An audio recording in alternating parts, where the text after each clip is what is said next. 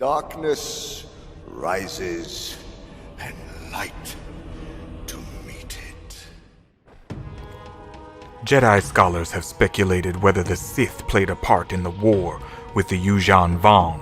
While investigations have so far been inconclusive, the war is noted here because it was very possibly the greatest challenge ever for the Jedi, and forever changed not only the New Republic, but the known galaxy itself. Extragalactic invaders whose religious beliefs threatened all, the Yuuzhan Vong considered technology an abomination.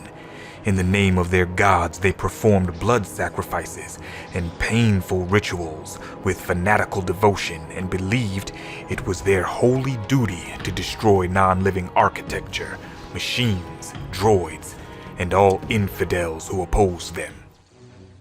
The earliest Jedi record of the Yuuzhan Vong's existence dates to 29 years before the Battle of Yavin, when Obi-Wan Kenobi and his Padawan Anakin Skywalker searched for the mythical living planet Zonoma Sikat. They learned that a year earlier another Jedi, Vergir, had surrendered herself to the extragalactic Far Outsiders, the Yuuzhan Vong, to prevent them from attacking Zonoma Sikat. More than 5 decades later, Leia Organa Solo's eldest son, Jacen Solo, discovered that Vergir had survived without revealing her Force powers to the Yuuzhan Vong, and that she had provided the Yuuzhan Vong with information that eventually allowed them to infiltrate New Republic space. Because of a unique genetic sequence, the Yuuzhan Vong seemed to exist completely apart from the Force. This characteristic rendered the Yuuzhan Vong and their living vessels and weapons virtually invisible to the Jedi, who could not use the Force to perceive or influence the invaders. According to Vergir, the apparent invisibility of the Yuuzhan Vong owed not to any inherent failure of the Force, but to the way Luke Skywalker and his fellow Jedi perceived the Force. Specifically what Vergir referred to as the unifying Force. Somehow it seemed the Jedi had failed to grasp that the Force was grander and farther reaching than even they understood it to be. It was eventually discovered that the Yuuzhan Vong had been severed from the Force by their ancestral living homeworld, Yuuzhan Tar, after an ancient confrontation with a warfaring species left them with a hunger for violence and conquest. The Jedi's apparent inability to deal with the Yuuzhan Vong by traditional methods prompted the New Republic to consider other options, including extremely hazardous bioweapons. A mission to infiltrate a Yuuzhan Vong world ship over the forest world Mirkr proved tragic for the Jedi.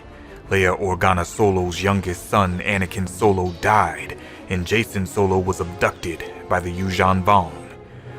Months later, the Yuuzhan Vong Na Mainor invited Jacen to convert to the invaders' religion.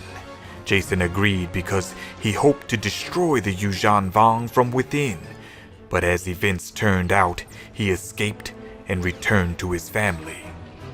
After Coruscant fell to the invaders, the New Republic implemented a daring plan conceived by the aged Admiral Akbar to lure most of the Yuuzhan Vong fleet to the moon Ebak 9. The battle that ensued brought an effective end to the war, but certain Yuuzhan Vong factions remained outraged by Jacen's false promise to convert and wanted him dead. In a Yuuzhan Vong ship that attempted to escape from Coruscant, Jacen battled the invaders' supreme overlord and was briefly transformed into the most powerful manifestation of the Force on record. The duel was witnessed by Leia Organa Solo and Han Solo, who had boarded the ship with the assistance of the Yuuzhan Vong executor Na Manor. Leia Organa Solo made the following recording. The escape ship was still accelerating from Coruscant as I followed Han and Na Manor into the cavernous chamber that was the bridge.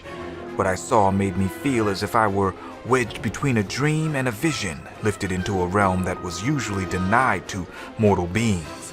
In the center of the bridge, Jacen stood like a pillar of blinding light, feet planted, arms at his sides, chin lifted.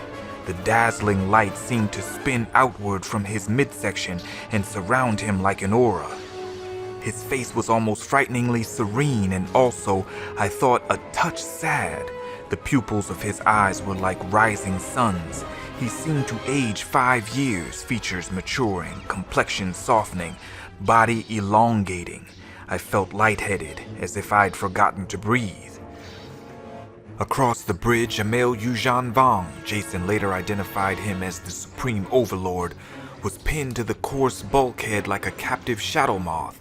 Between Jason and the Supreme Overlord was Jaina, suspended a meter above the deck by horns that protruded from the inner bulkhead. She was paralyzed but conscious, and dangled limply, like a mournful sculpture. Then Jaina's form began to strengthen, and at the same time the Overlord waned. Before our eyes, his disfigured body melted away and the bridge's deck absorbed him like a stain. Jaina was rescued, but what youth might have remained in my son vanished that day. The sight of him on the bridge is something I will carry with me to my dying day. The Yuuzhan Vong officially surrendered to the New Republic on the Bothan assault cruiser Rau'rust. The death toll for the Yuuzhan Vong War has been estimated at 365 trillion. Perhaps the most perplexing aspect of the war is Vergir, who willingly spent 50 years among the Yuuzhan Vong and who remained something of a mystery. Although records indicate that a Jedi named Vergir was sent to Zonama Sakat 30 years before the Battle of Yavin, some Jedi scholars have speculated whether Vergir may have been a dark Jedi or a failed Sith apprentice to Palpatine. Is it possible that Vergir deliberately encouraged the Yuuzhan Vong War or used it as a vehicle for the singular purpose of grooming a new Sith Lord?